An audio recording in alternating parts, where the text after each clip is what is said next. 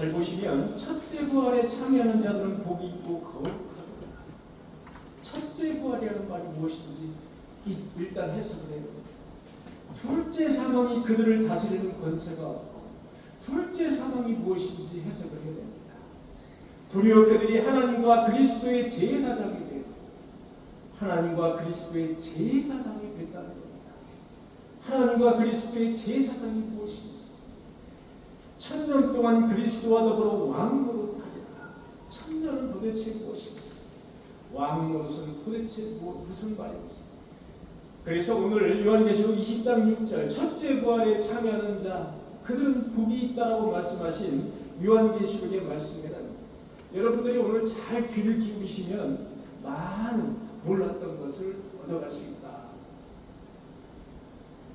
여러분, 첫째 부활에 참여한다는 자체가 그리스도의 참된 백성이라는 뜻입니다.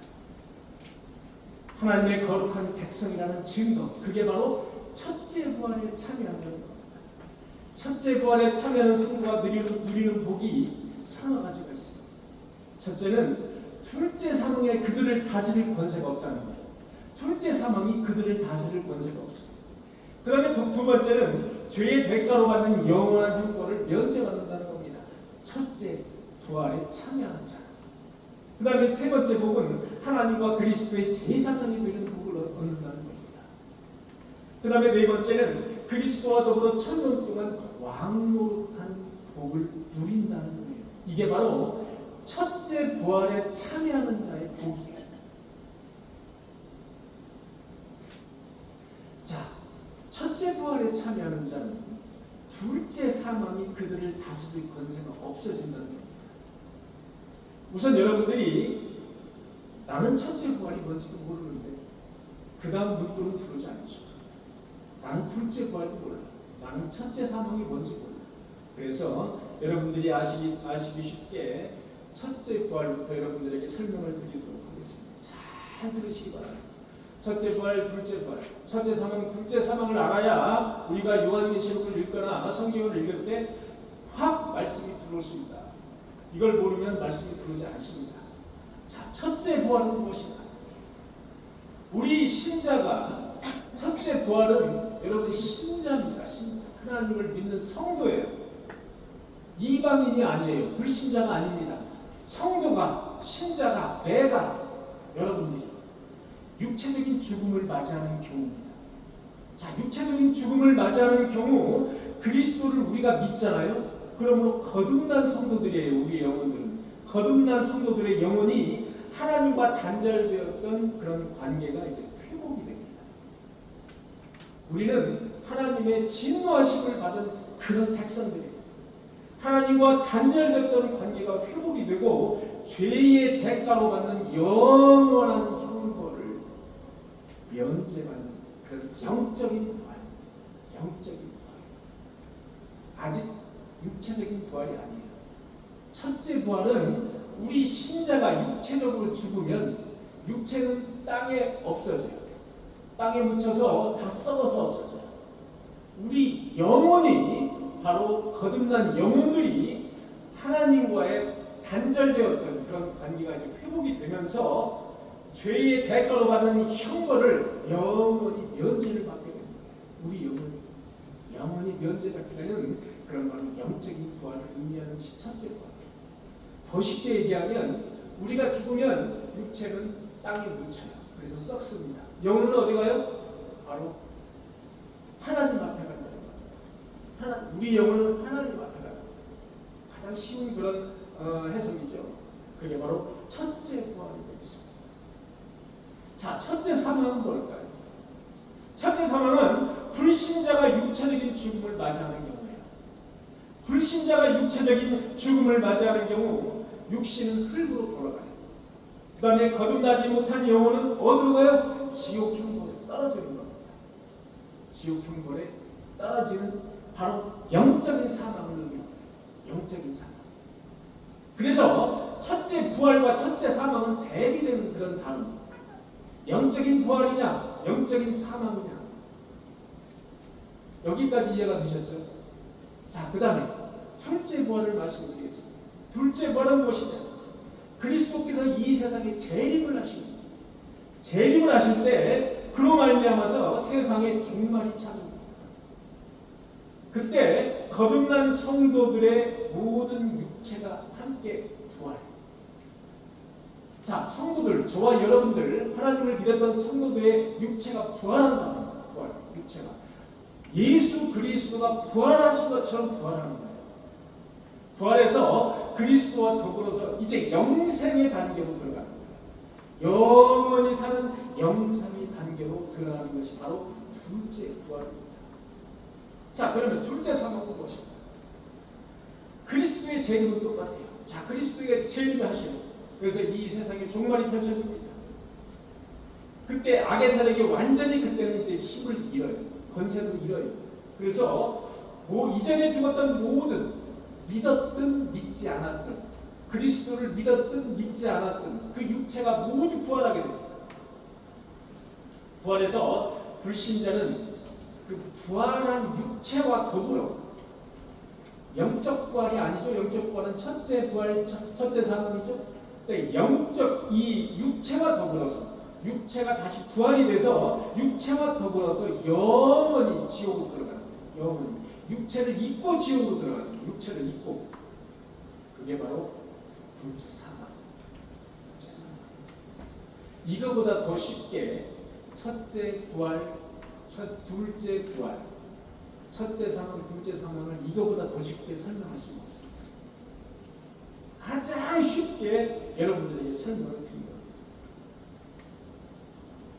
자, 첫째 부활에 참여하는 자의 복이에요. 오늘은 첫째 부활에 참여하는 자가 이런 복이 있다는 거예요. 첫째는 둘째 사망에 그들을 다스릴 권세가 없다는 거예요. 둘째 사망, 마귀,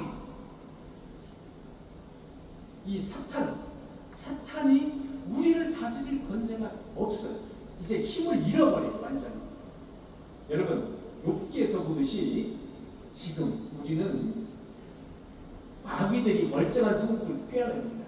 저와 여러분들을 멀쩡하게 신앙생활 잘하는데 꿰어내가지고 시험이 되게 만들어요. 지금은 그게 가능해요. 지금은. 왜? 마귀 사탄이 지금 활개치고 다닙니다. 이 세상에. 하물며 하나님이 보시기에 의인이었던 욥도 마귀의 시험에 어떻게 됐어요? 고스란히 노출이 되고 있었습니다. 고스란히 노출돼요. 하물며 우리도 마찬가지로 사탄 마귀의 시험에 고스란히 노출이 되어 있다는 사실을 아셔야 됩니다. 나는 아니야. 나는 시험에 들지 않습니다. 저나 여러분들과 똑같이 사탄 마귀가 꼬시면 시험에 들어요. 그래서 하나님이 가르쳐 주신 기도, 주기도문에 보면은 나를 시험에 들지 말게 하옵시고 다만 어디에서 구하옵소서? 악에서 구하옵소서. 그게 바로 예수 그리스도가 가르쳐 준 기도의 바로 시험이라는 거예요. 그러나 이 마귀는 첫째 부활에 참여한 성도들을 다스릴 힘이 없어집니다. 첫째 부활에 우리가 참여를 하게 되면 이미 사탄 마귀는 힘을 잃어버려요. 더 이상 통제 능력이 없어요. 우리를 통제할 수 없어요. 그래서 첫째 부활에 참여하는 자는 복이 있다는 거예요. 그때는 시험이 없는 거예요. 시험이 없어요. 시험 들어서 이렇게 시험에 빠질 일이 없다는 거예요. 그게 복이라는 거예요. 자, 두 번째 복은 첫째 부활에 참여하는 자의 죄의 대가로 받는 영원한 형벌을 면제받는다. 첫째 부활에 참여하는 자는 죄의 대가로 우리는 영원한 형벌을 받게 되는데 죄의 대가로 받는 영원한 형벌을 면제받는다. 여러분 하나님을 믿는다고 해서 죄를 짓지 않습니까? 저와 여러분들은 하나님을 믿고 여기서 교회에서 딱 나가는 순간 안목, 정욕의 죄, 실제로 우리가 죄를 짓는 경우가 얼마나 많습니까? 죄에 노출이 됩니다. 사탄 마귀 시험에 노출이 됩니다.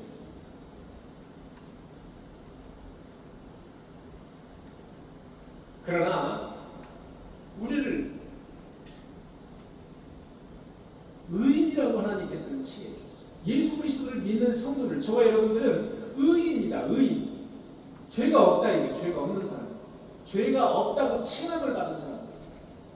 그래서 흰옷을 입는 거예요. 첫째 부활에 참여하는 자들은 흰옷을 입는 거예요. 의의 옷을 입는다는 것, 예복을 입는다는 거예요. 의의 옷, 흰옷, 예복을 입는 거예요. 그래서 예복을 더럽히지 말라고 성경은 나오죠. 예복이 더러워졌으면 어떻게 하라고? 그리스도의 보혈의 피로 어떻게 하라고? 빨으라는 거예요. 씻으라. 어떻게? 시계, 흰눈처럼 씻으라. 예복을 잘 간수하라. 자, 그 다음에 두 번째, 세 번째죠? 세 번째, 첫째 부활에 참여하는 자의 복은 하나님과 그리스도의 제사장이 된다는 겁니다. 여러분 지금부터 잘 들으셔야 돼요. 지금부터 잘 들으시면 아, 이렇구나, 이렇게 이야기하는 것이 이거구나 라는 것을 아실 수가 있어요. 첫째 부활에 참여하는 자의 세 번째 복은 하나님과 그리스도의 제사장이 된다는 거예요. 이해가 안 갑니다. 이 말이 이해가 안 됩니다. 여러분 율법 시대인 구약 시대에는 어떤 인간도 하나님에게 직접 나가서 하나님에게 나의 죄를 사하여 주십시오라고 직접 나갈 수 없었어요. 누가 있었죠? 중간에 누가 있었죠? 대제사장 또는 제사장이 있었어요. 제사장을 통해서만 우리의 죄를 씻음을 받을 수가 있었다. 하나님에게 나갈 수 없었어요. 우리는 직접 못 나갔어요. 오직 제사장만 하나님에게 나갈 수가 있었어요. 왜냐? 하나님이 아담과 하와 이후에 너무 진노를 하십니다. 이런 나쁘고 더러운 분들 너무 크게 진노를 하셨어요. 하나님의 진노 때문에 우리가 나갈 수가 없어요. 제사장도 자기의 죄를 안고 만약에 성소에 들어가면, 지성소에 들어가면 어떻게 돼요? 그 자리에서 직사를 하게 됐어요. 하나님의 진노 때문에 그랬어요. 하나님의 진노 때문에. 대가를 치러야 됐어요. 대가. 무슨 대가가 있어야 된다. 이거 대가. 대가가 없었어요. 그러나 신약시대에 와서는 오직 예수님만이 직접 대제사장이 되셨어요. 예수님이 직접 하나님 앞에 나갔어요.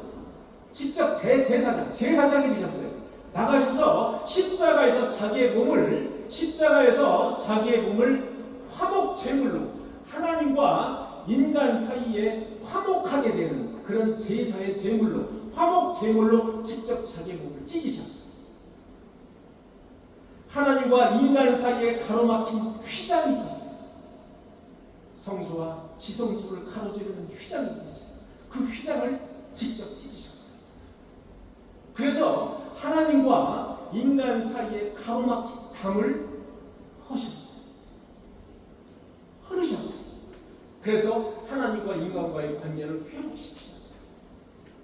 자기가 직접 하나님의 독생자 아들인 예수 그리스도가 십자가상에서 죽으심으로, 자기를 직접 찢으심으로 화목 제물이 되신 거예요. 그래서 하나님께서 진노를 풀으셨어요.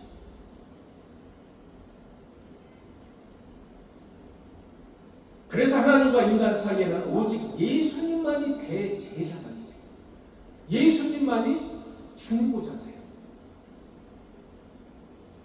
그러므로 모든 신자는 그리스도의 십자가의 공로로 말미암아서 하나님 앞에 직접 나갈 수 있어요, 없어요? 이제 직접 나갈 수 있게 됐어요. 예수 그리스도의 피로 말미암아서 하나님 앞에 직접 나가서 하나님에게 기도하고 직접 나가서 구할 수 있었어요. 그게 지금까지 이어지는 거예요. 그래서 우리는 직접 하나님에게 나가서 하나님에게 기도할 수 있어요. 직접 우리는 하나님에게 아뢰 수 있단 말이에요. 구약 시대는 그게 되지 않았어요. 제사장에게 가서 제물을 바치고 피를 뿌리도록 그렇게 요청을 하고 죄를 용서받도록 그렇게 제사장이 대신했어요. 그 일을. 그런데 지금은 구약적 제사장과 구약적 제사의 제도, 동물을 끌고 와서 동물을 잡아서 동물을 태워서 번제물로 태워서 그렇게 제사를 드리는 그런 제사 제도는 이제 쓸모가 없게 됐습니다. 누구 때문에? 예수 그리스도 때문에. 그래서 그리스도 안에서 모든 신자는 하나님에게 직접 나갈 수가 있어요. 그게 바로 제사장이라는 말이에요. 여러분 이해가 되셨습니까? 하나님에게 직접 나갈 수가 없었어요. 구약시대는. 그런데 지금은 예수 그리스도로 말미암아 직접 하나님에게 나갈 수 있었어요. 그게 바로 뭐라고 표현했어요? 제사장이라고 표현했어요. 그게 바로 마틴 루터, 종교개혁을 한 마틴 루터의 만인 제사장입니다. 만인 제사장. 저와 여러분들이 오늘 곡해를 하지 말아야 될 것이 바로 만인 제사장이라는 제도예요. 누구는 그리스도를 통해서 직접 하나님 앞에 나아갈 수 있는 제사장적 지위를 갖게 되었다는 게 만인 제사장설이에요. 여러분 신학적인 용어에서 아주 중요한 그런 용어가 바로 만인 제사장. 너나 나나 할 것 없이 다 제사장이라는 거예요. 여러분 베드로전서 2장 9절을 보니까 너희는 택하신 족속이요 왕같은 제사장이요 거룩한 나라요 그의 소유가 된 백성이요 이런 말씀이죠. 왕같은 제사장이요. 여러분 루터의 만인 제사장설을 여러분에게 설명을 드리도록 하겠습니다. 이제는 누구든지 구약의 제사장처럼 직접 하나님에게 나아가서 예배할 수 있게 됐어요. 그분께 기도하고 죄의 용서를 구할 수 있도록 되어 있다는 것이 바로 루터의 만인 제사장의 취지이고 해석입니다. 누구든지 하나님 앞에 나아갈 수 있다는 거예요. 그런 의미에서 만인 제사장이라고. 너나 나나 다 제사장이라는 거예요. 그런데 성도가 만인 제사장설을 곡해하는 경우가 있더라고요. 누구든지 하나님 앞에 나아갈 수 있다라는 그런 의미에서 만인 제사장설을 마틴 루터가 제기를 했어요. 그런데 이것을 곡해해서 내가 제사장이라고, 내가 제사장이라고, 내가 너도 제사장이고 너도 제사장이고 다 제사장이라고. 그래서 목사가 필요 없고 너나 나나 할 것 없이 그냥 평신도끼리 모여가지고 오늘은 네가 설교하고 오늘은 네가 설교하고 오늘은 네가 가르치고 오늘 내일은 당신이 가르치고 돌아가면서 설교하고 모여가지고 예배를 드리자. 이게 뭐예요? 평신도교회. 이거를 곡해해서 만인 제사장설을 곡해해서 나온 게 바로 평신도교회라는 거예요. 여러분 평신도교회가 얼마나 많은지 아십니까? 목사가 필요 없어요. 목사가 필요 없고 성경 읽을 줄만 하면 다음에는 이제 당신이 설교해요. 그 다음에는 이제 조종자 권사님이 설교를 해요. 그 다음에 이제 강강래 집사님이 설교를 해요. 그 다음에 이렇게 되는 거예요. 이게 이제 평신도 교회예요. 여러분 평신도 교회가 여러분 얼마나 많은지 몰라요. 저희가 그 동편마을에서 예배를 드릴 때 평신도 교회 교인들이 많이 왔어요. 그래서 저희를 이렇게 회유해서 평신도 교회에 오게 하려고. 그게 바로 사이비이고 이단이 시초가 된 겁니다. 거기에서 바로 사이비 이단이 나오는 거예요. 목회자는 여러분 제사장으로서 설교를 하고 가르치고 성례전을 집도하는 그런 의미가 있어요. 물론 저와 여러분들은 다 같이 하나님에게 나아갈 수 있다는 점에서는 제사장이나 마찬가지예요. 그러나 이 목회자는 설교하고 가르치고 성례전을 집도하고 치리하고 이런 독특한 제사장의 역할을 수행합니다. 그런데 그런 그 평신도 교회에서 그렇게 집사 직분도 받지 못한 그런 어떤 제가 보니까는 무슨 어디 교수가 안 돼요. 어디 교수고 어디 뭐 직장인이고 어디 뭐 이런 분들이 돌아가면서 설교를 이제 집에 모여가지고 이런 이제 거기에서 바로 이제 성경에 이제 국회가 나오는 거예요. 해석이 잘못된 해석이 나오는 거죠. 잘못된 해석이 자꾸 이제 뿌리를 내리게 돼서 거기에서 이단이 발생해요. 예를 들면 그때 제가 무슨 말을 들었냐면 11조에 대해서 이야기해요. 어떻게 설교를 하시려고 합니까? 다음 주에는 11조에 대해서 설교를 하세요.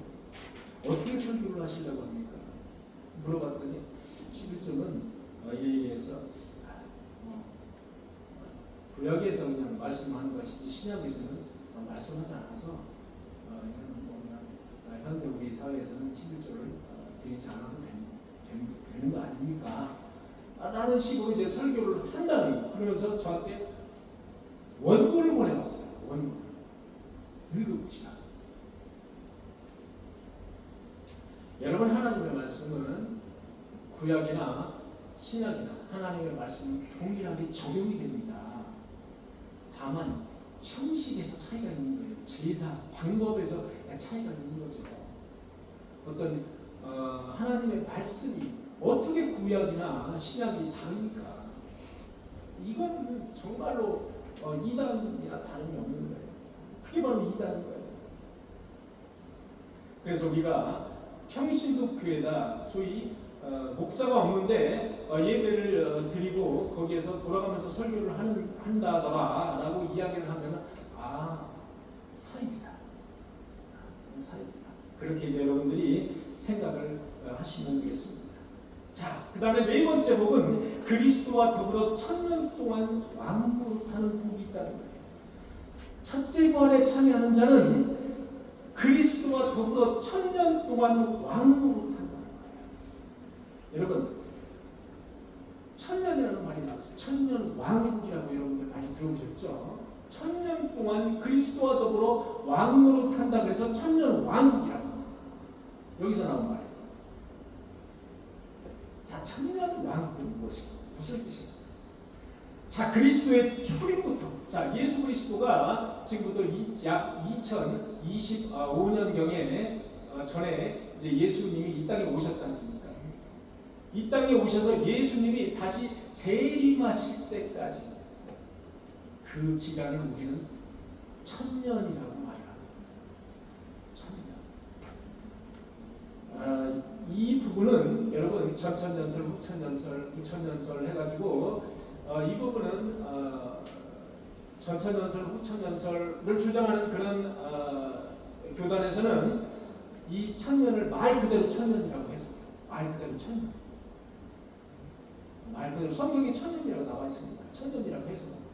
그러나 대부분의 정통 교단에서는 이 1000년을 예수님이 오실 때부터 그 다음에 예수님이 다시 재림하실 때, 다시 오실 때까지의 기간, 이 기간을 1000년이라고, 상당한 그런 기간, 숫자 그 다음에 1000년이 아니라 상당히 긴 시간, 그 시간을 예표하는 것이 바로 1000년이다. 그리스도와 함께 1000년 왕국이다라고 얘기할 때는 바로 그 숫자 1000년을 얘기하는 것이 아니라 예수님이 다시 재림하실 때까지의 상당한 기간, 그 기간을 우리는 1000년 동안 그리스도와 함께 왕노릇한다는 1000년 왕국이다. 이렇게 그게 바로 이제 우리는 이제 무천년설입니다. 우리 정통교단에서는 무천년설을 우리는 따르고 있습니다. 전천년설이나 후천년설을 따르지 않습니다. 자, 그러면 짤막하게 우리가 전천년설이라고 합니다. 전천년이 뭘까요? 저희가 이제 신학을 하면서 되게 헷갈려요. 뒤돌아서면 잊어버려요. 전천년설에 후천년 뒤돌아서면 또 잊어버려요. 가장 쉬운 방법이 있어요. 전천년이에요. 그러니까 1000년 전이에요. 예수 그리스도가 재림하는 게 언제라고요? 천년은 1000년 전에 예수님이 재림하신다는 거예요. 그 다음에 1000년이 뒤에 있는 거예요.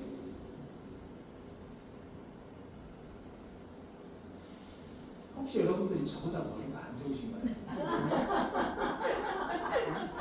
알겠다고 끄덕이시는 분이 한 분도 없네요. 다시 한번 말씀드립니다. 자, 천년은 천년 전에 예수님이 재림하신다는 거예요. 천년은 천년 전에 예수님이 재림하신다는 거예요. 그러면 예수님이 재림하신 다음에 천년이 온다는 거죠. 후 천년은 천년 후에 예수님이 재림하신다는 거예요. 천년 후에 예수님이 재림하신다는 거예요. 전천년설과 후천년설 되게 그 개념을 확 잡고 있지 않으면 또 잊어버리게 돼 있어요. 전천년만 여러분들이 기억하시고, 전천년은 천년 전에 예수님이 재림하십니다. 예수님의 재림이라는 것은 여기에 다 뺐기 때문에 우리가 잘 이해하기가 힘든 거예요. 전천년은 천년 전에 예수님이 재림하시고, 천년 전에 예수님이 재림하셔서 그 다음에 천년이라는 왕국이 이루어진다는 거예요. 이게 전천년설이에요. 전천년설을 주장하는 그런 교단에서는 천년을 그냥 말 그대로 천년이라고 그렇게 주장합니다. 우리는 무천년설을 따릅니다. 그래서 정통교단에서는 무천년설을 따르고 초림 때부터 예수님의 재림할 때까지의 상당한 기간, 그 기간을 천년으로 예표한다. 그렇게 우리가 보고 있습니다. 자, 그 다음에 세 번째 부분, 네 번째 부분, 그리스도와 더불어 천년 동안 왕노릇한다는 거예요. 자, 왕노릇은 뭐예요? 왕노릇. 천년은 알겠는데 왕노릇은 뭐예요? 하나님의 은혜로 그리스도의 영광에 동참하게 된 그 성도들이 그리스도의 재림할 때까지 하늘나라에서 그리스도와 함께 왕노릇하면서 복을 누린다는 거예요.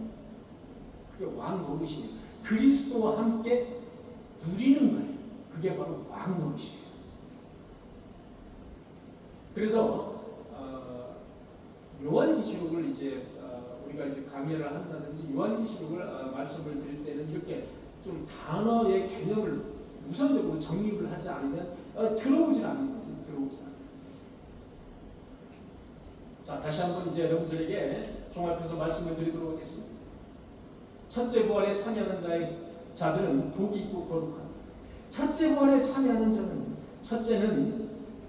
첫째 부활에 참여하는 자는 첫째는 둘째 사망에 그들을 다스릴 권세가 없어요. 둘째 사망이 뭐예요? 바로 사탄 마귀들이에요. 사탄 마귀들이 가는 것이 둘째 사망이에요. 사탄 마귀들이 바로 우리를 다스릴 권세가 없다는 거예요. 그 복이야. 두 번째 복은 뭐예요? 죄의 대가로 받는 영원한 형벌을 우리는 면제받는 거예요. 세 번째 복은 뭐예요? 하나님과 그리스도의 제사장이 된다는 거예요. 네 번째 복은 그리스도와 더불어 천년 동안 왕노릇하는 복이 있다는 거예요. 이렇게 요한계시록에는 복이 있다. 이런 자는 복이 있다라고 하는 게 7가지입니다. 7가지. 오늘로서 이제 마지막 첫째 부활에 참여하는 자입니다.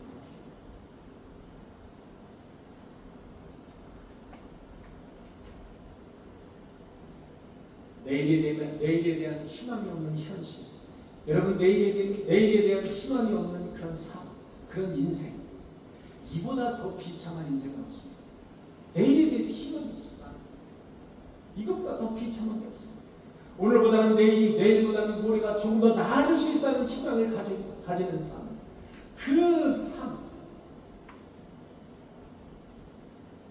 그 삶이 아니라면 우리는 너무나도 무섭고 비참, 슬퍼요. 이렇듯 영벌을 받아야 된다는 무섭고 비참한 삶. 이런 삶이 바로 아담과 하와 이래로 모든 인류의 삶이었어요.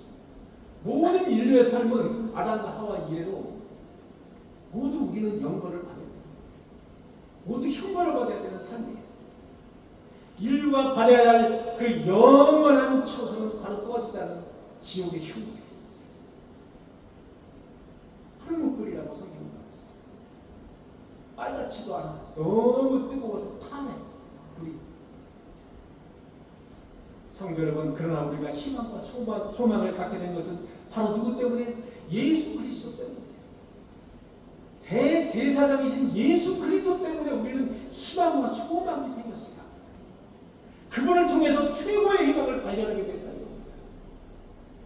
죄와 영원한 형벌에 대한 무서운 공포로 짓눌린 우리의 가슴을 시원하게 풀어주고 벅찬 환희가 솟아오르는 최대의 희망과 최대의 영생, 그것이 바로 첫째 부활에 참여하는 자, 그 성도들에게 환하게 앞으로 펼쳐질 것이기 때문입니다.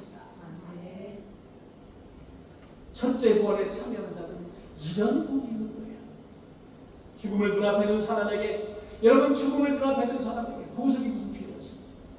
돈이 무슨 필요가 있다고요, 여러분? 음식이 필요 있습니까? 맛있는 음식이 필요 있어요. 죽음을 눈앞에 둔 사람에게 맛있는 요리를 해가지고 간데 무슨 소용이 있습니까? 권력이 그들에게 무슨 의미가 있으며 지위가 그들에게 무슨 의미가 있어요? 1년이라도 생명을 연장할 수 있다면 그것은 그 사람에게 최대의 보상입니다.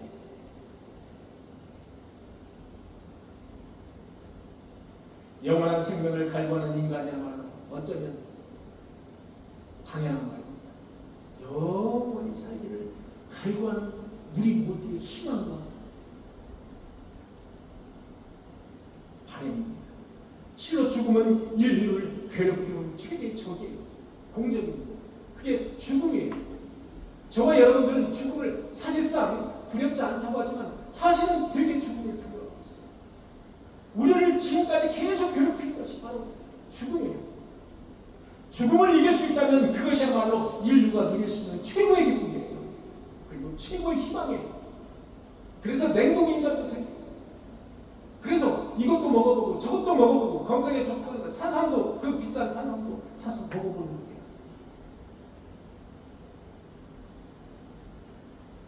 본문은 인류 최대의 희망이 첫째 부활에 참여함으로써 현실화 될 것임을 분명하게 말하고 있습니다.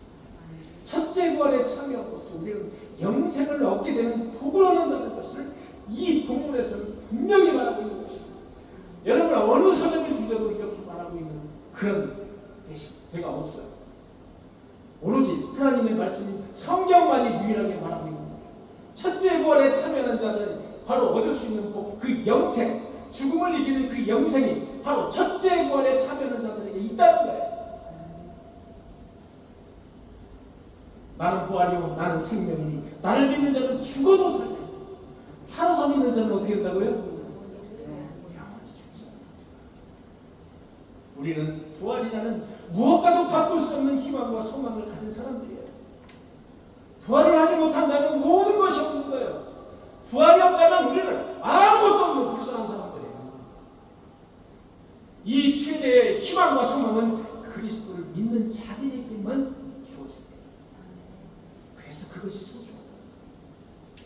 그리스도를 믿는 것이 그래서 소중하다는 거예요. 내가 여러분들에게 돈을 달라고 합니다. 내가 여러분들에게 무엇을 달라고 합니까? 무엇을 크게 요구합니까? 여러분, 예수 그리스도를 믿는 자들에게 주어지는 그 복이에요. 그게 바로 영생입니다. 주 안에 거하는 자, 예수 그리스도를 주인으로 모시는 자, 그들에게만 주어지는 최대의 희망, 최대의 소원, 그것이 바로 부활해서 죽지 않는 영생을 얻는 것이라는 것을 믿으시는 저와 여러분들이 되시기를 간절히 소망합니다. 우리 모두 그리스도를 믿음으로 썩을 것이 썩지 아니함을 입는 우리 모두가 되시기를 간절히 축원합니다. 아멘. 기도하시겠습니다.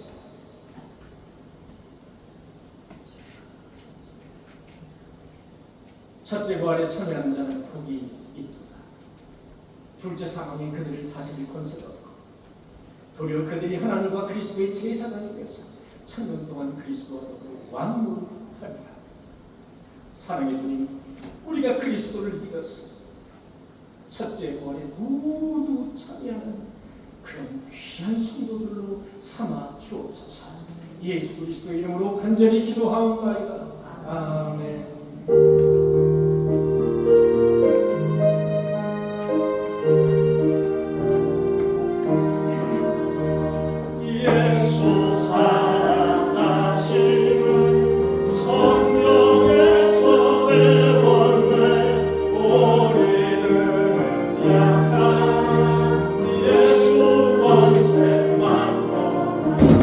날 사랑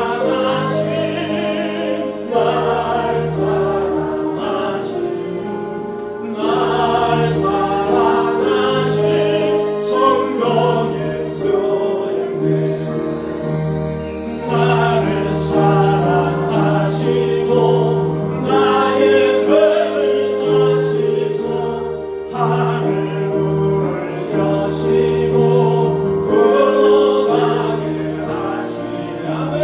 날 사랑하신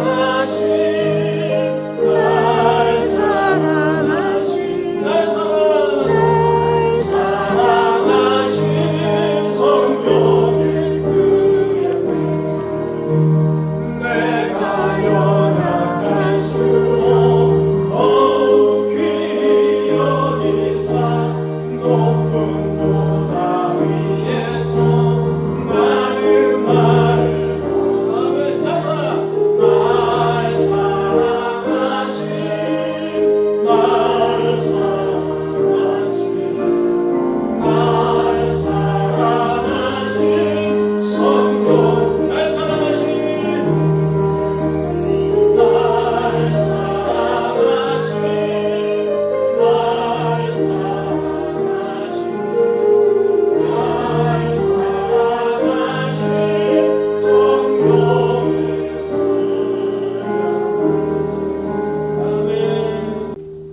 첫째 벌에 참여하는 자는 복이 있고 거룩하고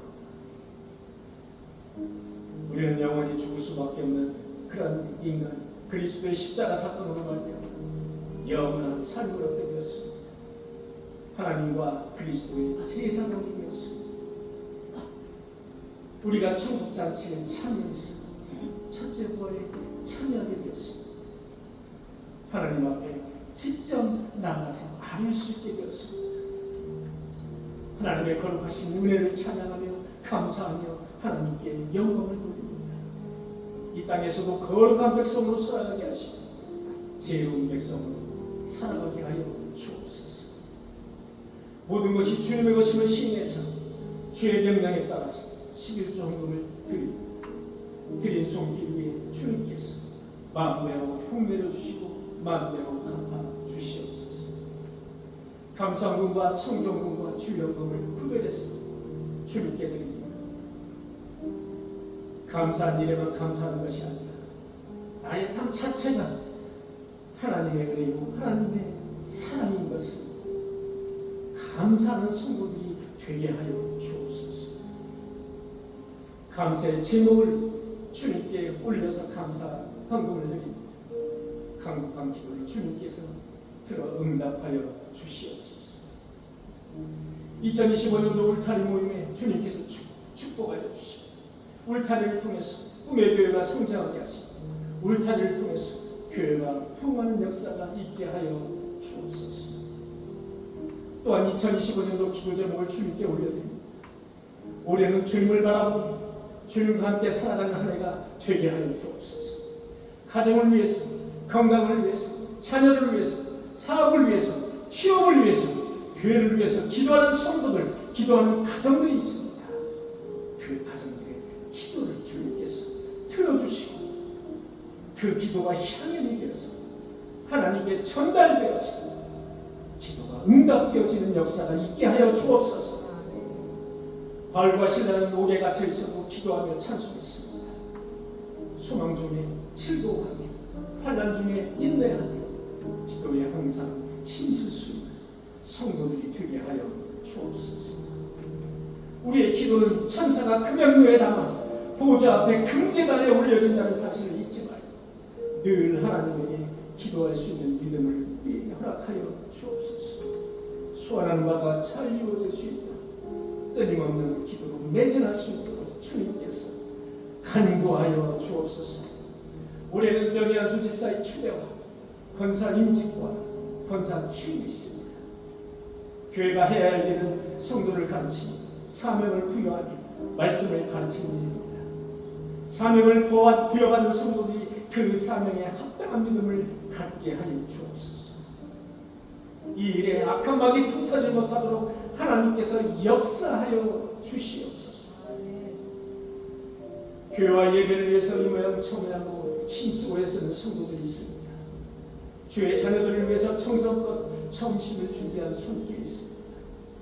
주님의 몸인 교회를 깨끗이 청소한 손길도 있습니다. 그 밖에도 예배를 돕기 위해서 강대를 섬기고 몸과 마음으로 헌신하는 손길을 주님께서 복내려 주시옵소서. 사랑의 주님, 이 헌금이 쎄질 때마다 하나님의 향기가 온 천하에 드러나게 하여 주옵소서. 이제는 우리 구주 예수 그리스도의 한량없는 은혜와 하나님 아버지의 극진하신 사랑과 성령님의 내주 교통하심, 첫째 부활에 참여하는 감사와 찬송을 드리고 인도원 꿈의 교회 성도들 머리에 가정과 자녀와 직장과 사업에 지금부터 영원토록 함께 하시기를 간절히 축원하옵나이다. 아멘.